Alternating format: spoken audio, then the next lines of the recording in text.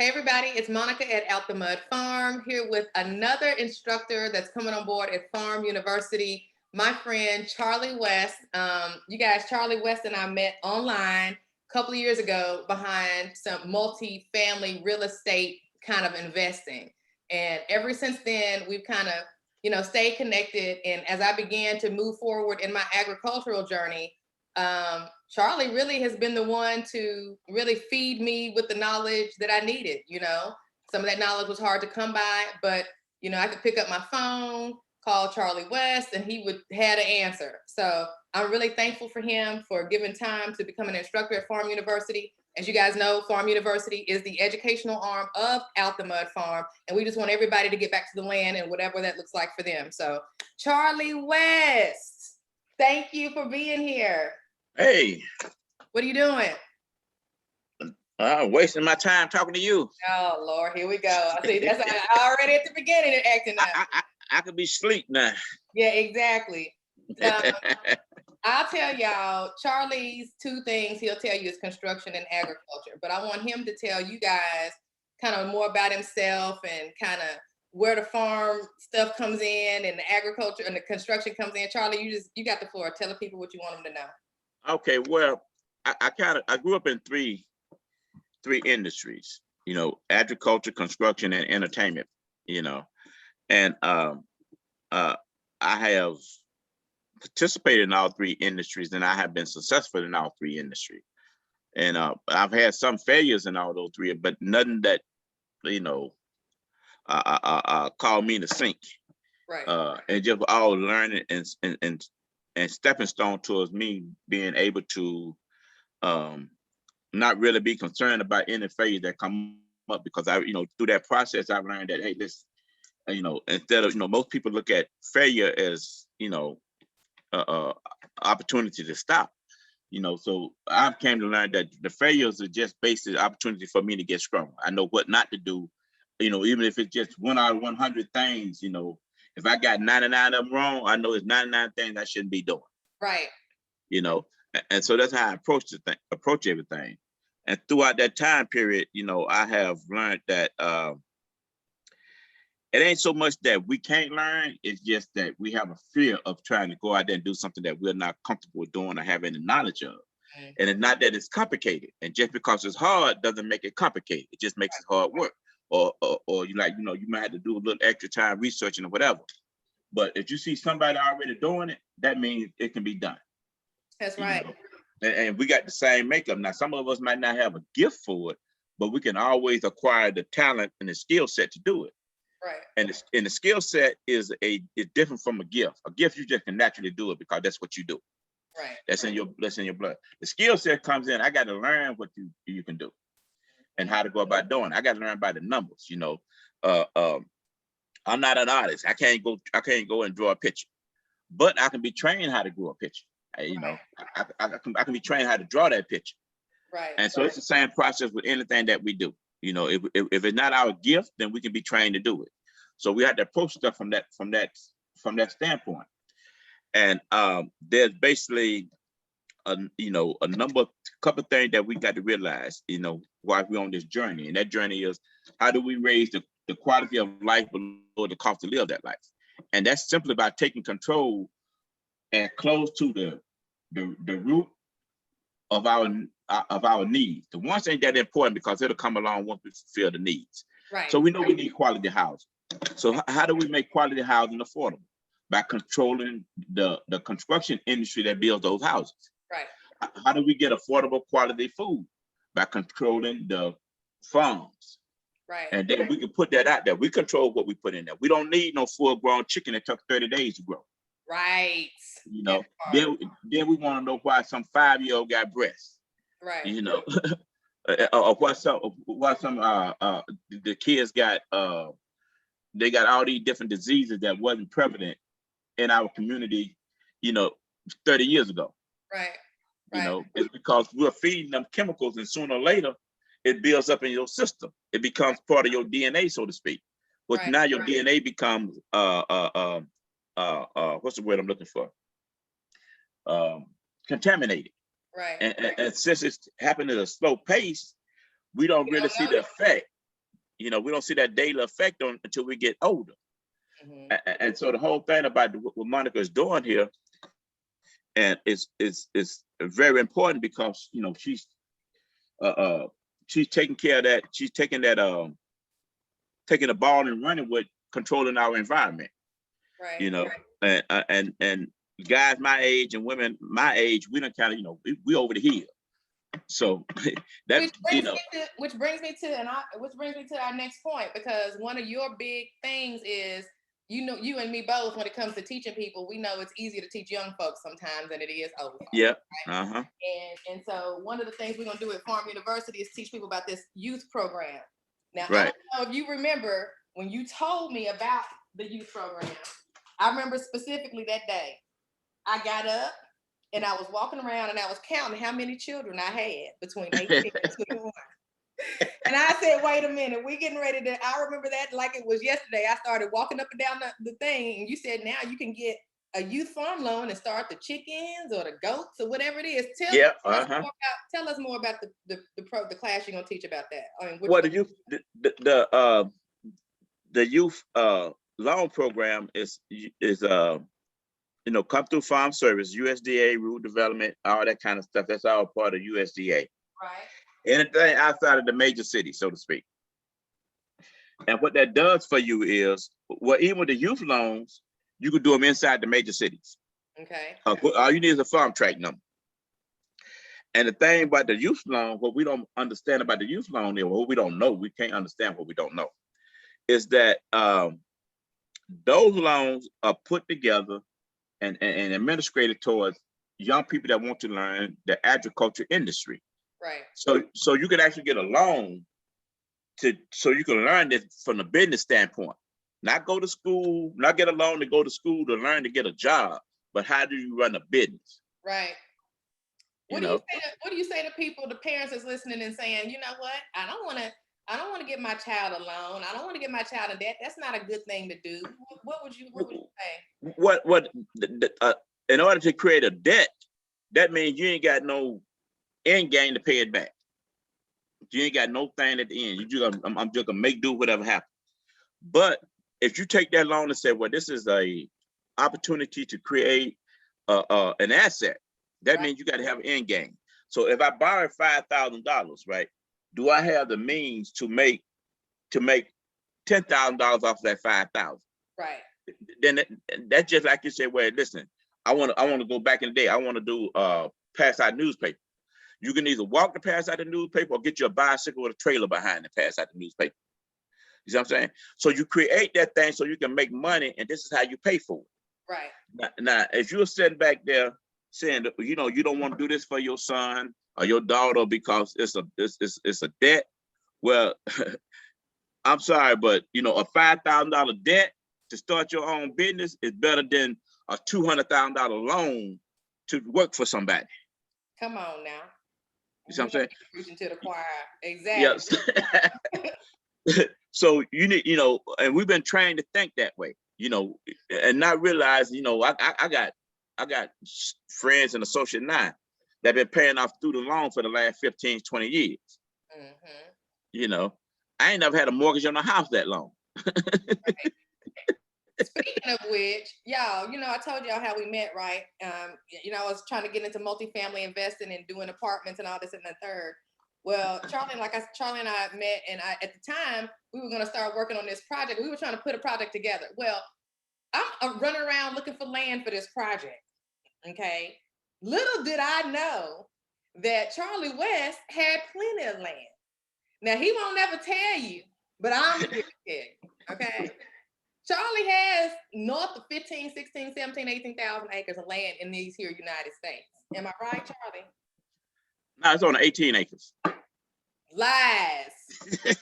Lies. And he is a land hoarder. So don't, if you got land, if you got land and you ain't doing nothing with it, this is who you need to talk to, because he not only does he acquire land on a consistent basis, but he doesn't necessarily use a bank. So another class that he's going to teach, you're going to find Charlie as a staple at Farm University, because I could not do Farm University without Charlie West, period, end of story. There's way too much knowledge that he has, you know, given to me as far as how to navigate and move and this and the third. Everything he has told me to do, I have done it.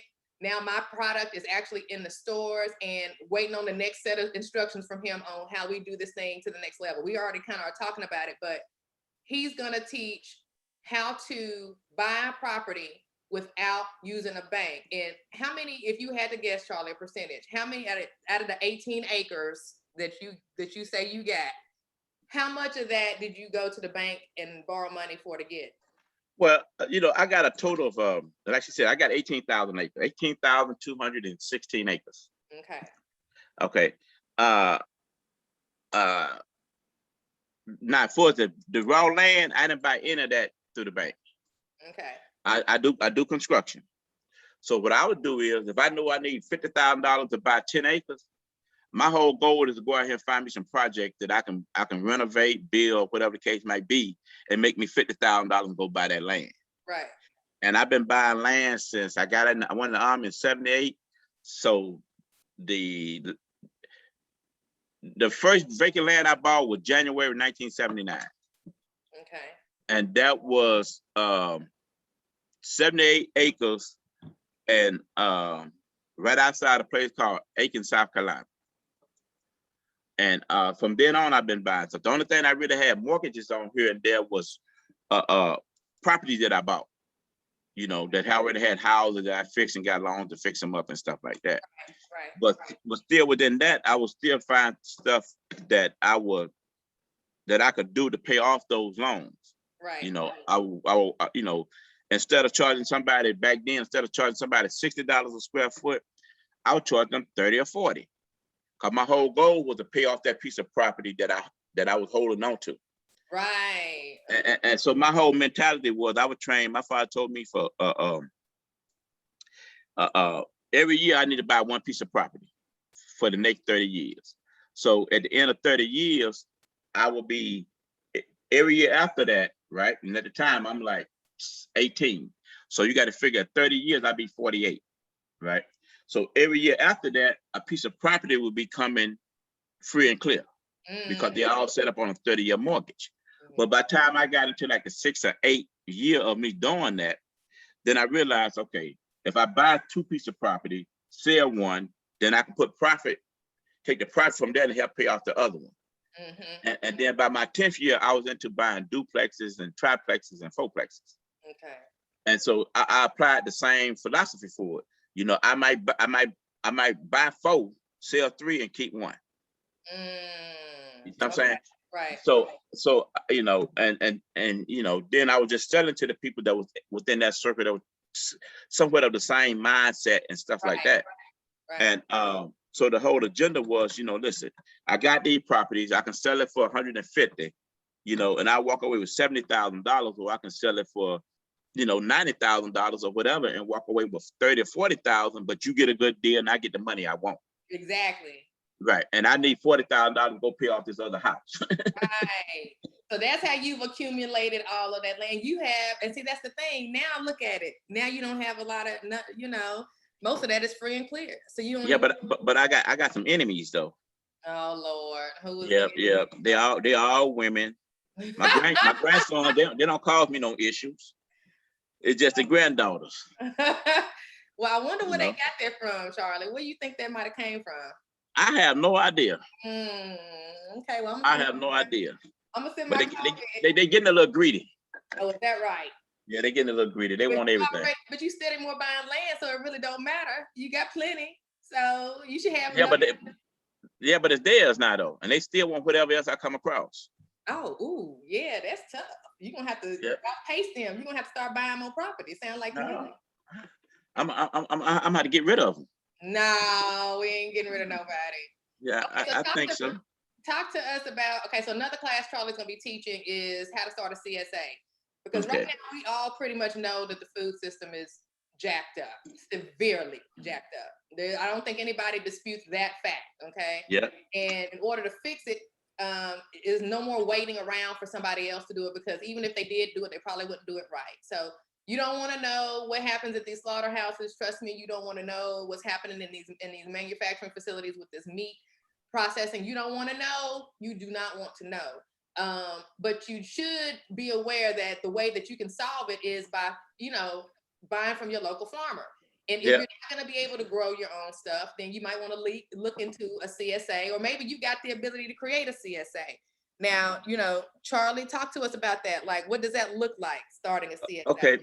Well, the CSA that everybody knows about is Sam's Club or Costco's or whoever they are. You pay a membership fee.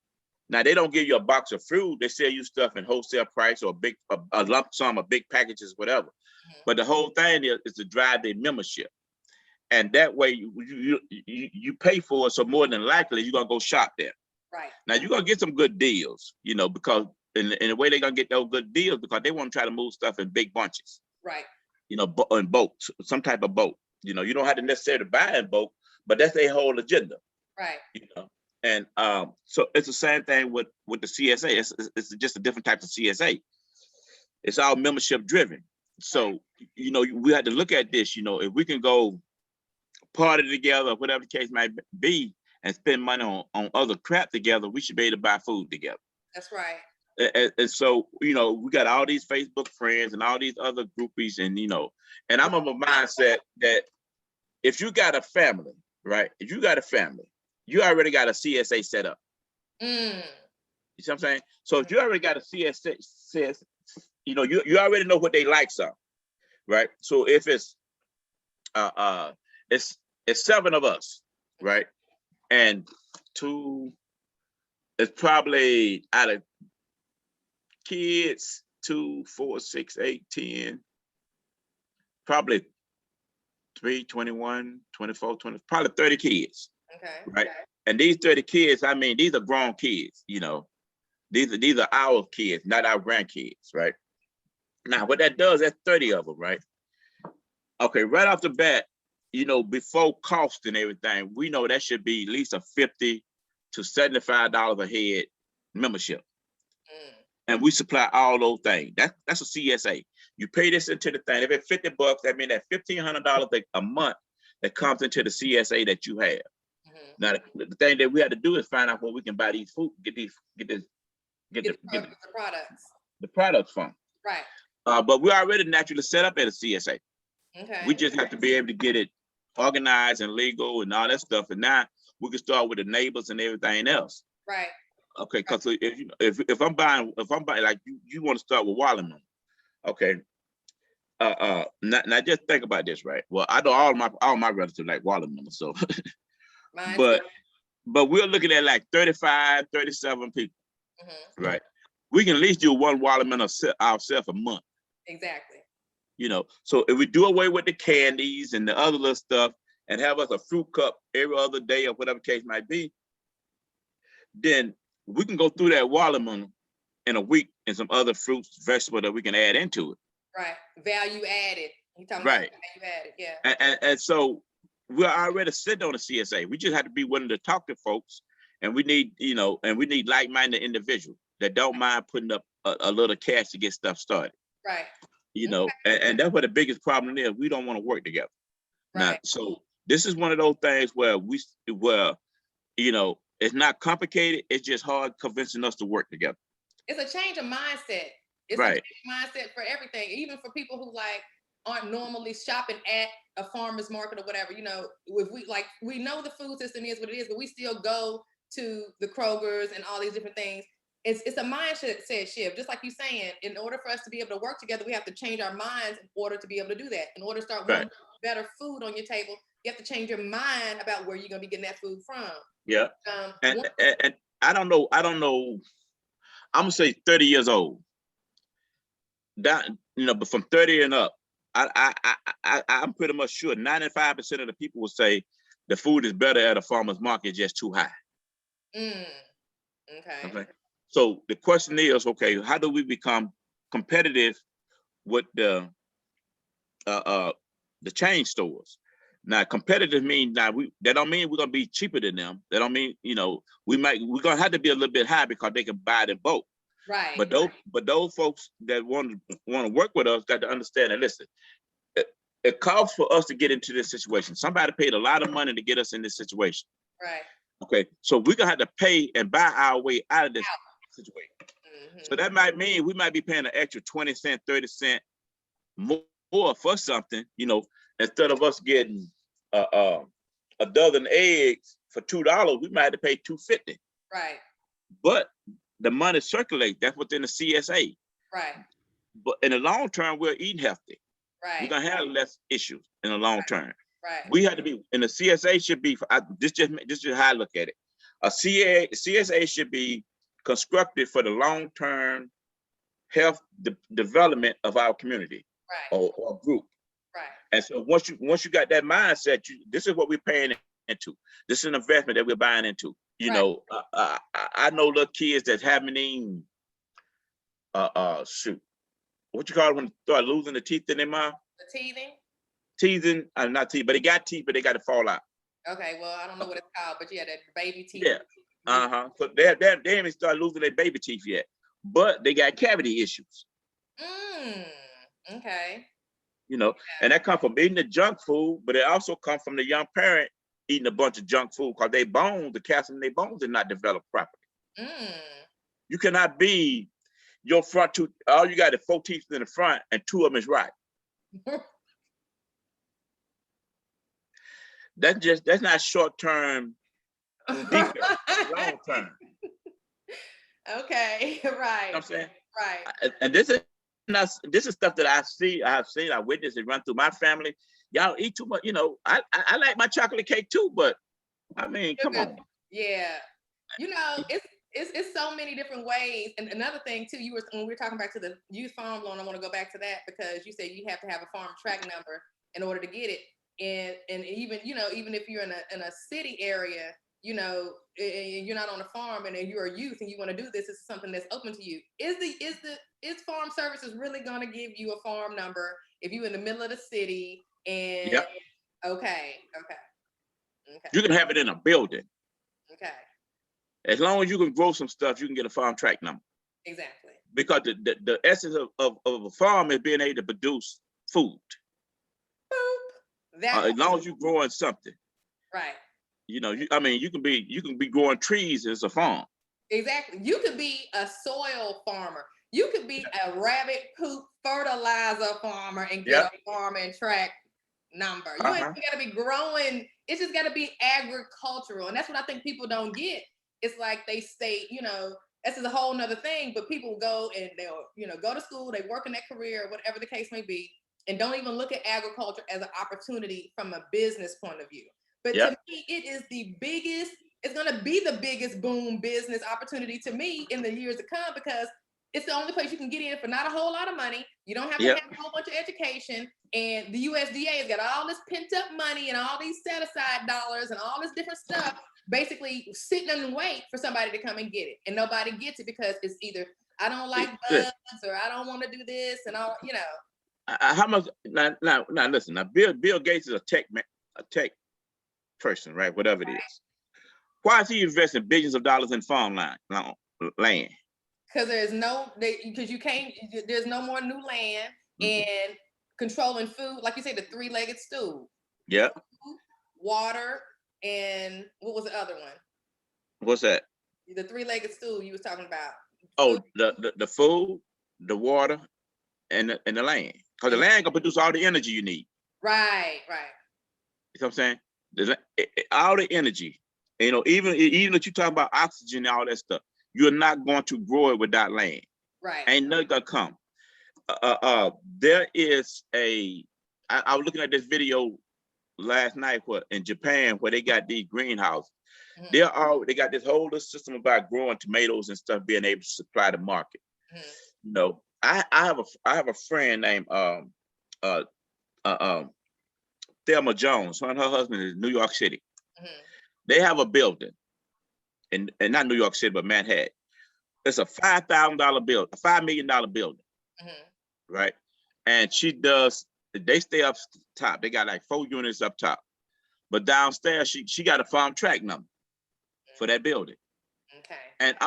And she makes when I get that information, I post it, but she grows her own tomatoes, and the building is like maybe 7,000 square feet. Okay. but she grows tomatoes year round, and she makes her own sauce, tomato paste, Come on now. all this kind of stuff, and there's no chemicals in it whatsoever. Okay. And so about 10 years ago, I set up an aquaponics system for her, right? So in her aquaponics system, in the back, downstairs, she got a thing that she raises crickets in. She got a thing that she raises worms in it, and that's how she feeds her fish. So she had not bought anything since she set that up. She had not bought one seed, not one worm, not one cricket since she started. Everything, she basically brought Mother Nature indoors. Right. Wow, that's impressive. Yeah. Now she sell her sauces and pastes, and it's something else she does, something the Italian people do with it. But her market overseas to the organic market over there is about $700,000 a year. What? Yeah. And she's not even, she don't have, so people that's got the 100. She don't even sell it. She don't sell it here. She don't even sell it here. No. She shipped it. She take it, she grind it up, whatever she do with it, puree, whatever you want to call it. She ship it overseas, and then they make those sauces over there with the tomatoes. Or what she ship over there. She sends raw material over there. Okay. So to speak, right? Mm-hmm. So all she do is she'll put it in this blender, then she'll put it in this plastic bag, and suck all the air out of it. And she ship it. She freeze it and ship it. $700,000. And that's a business model that you can't, I mean, what you can't even, she hadn't had to buy any new inputs for the business, not for her system. She doesn't have to maintain any land. She doesn't have a tractor. She ain't got none of that. She's not doing any animal husbandry. This is all in a confined building. Yeah. She's making $700,000 a year. Yep. As a farmer. As a farmer in Manhattan. In Manhattan. So don't tell me that you cannot create the same type of thing with, like you say, a little bit of willingness to think different from the beginning, and then put it in the work. Because like you say, everybody isn't necessarily gifted in the thing. Some people have to be trained. But you're not going to be willing to be trained unless you're willing to change your mind and think it's a possibility that it's okay to get into agriculture. Agriculture is not this place where, you know, let go of that. Like, I don't know what I need to say to everybody, but agriculture is where you want to be. Like, I just don't even know what to say. But let's just go back to some of the billionaire families in here, like people that produce Del Monte, the ketchup, and all this type of stuff, right? Mm-hmm. Them were some of the richest people that was out there from agriculture, right? And some of the richest people in this country is the one that grows sugarcane. Those are farmers, right? Those are farmers, right?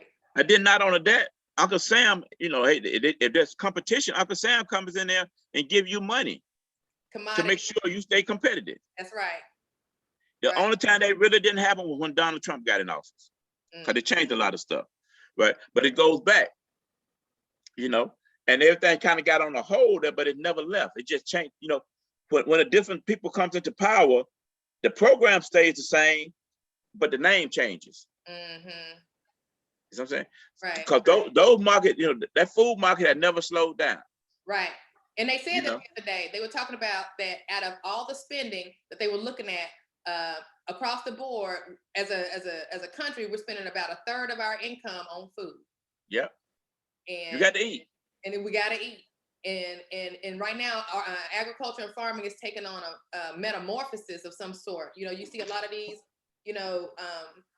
big farms, people starting to do more localized, micro farms, and people, doing stuff like you talking about out of buildings and stuff like that.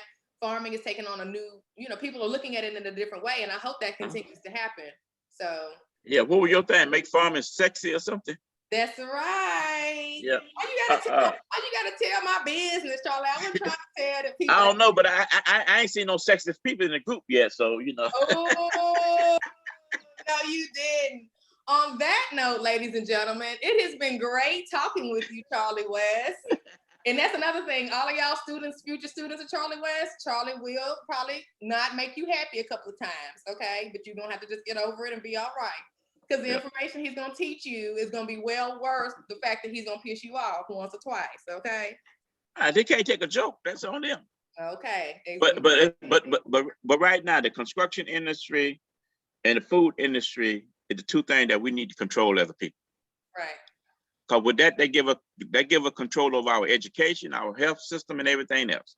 Right. Because if our body is poisoned and we can't get the proper rest with a quality place to sleep, we're gonna be regular for the whole day trying to learn something. Exactly. You know. Exactly, guys. All right, Charlie. All right. Thank you for Okay. giving me the time for the interview. I can't wait to y'all. His classes are gonna be coming up. I hadn't sat down with him on the dates and stuff like that. But these, like I say, Charlie is going to be a staple at Farm University, from aquaponics to hydroponics to rabbitry to chicken farming to whatever I can get him pulled in on. He's got experience in everything that I could even think of, right? So we're going to have a lot of different instructors on there, but you will see Charlie's face very frequently. So thank you, Mr. West, for your time. Okay. I appreciate you, and I'll talk to you later. All right. Bye.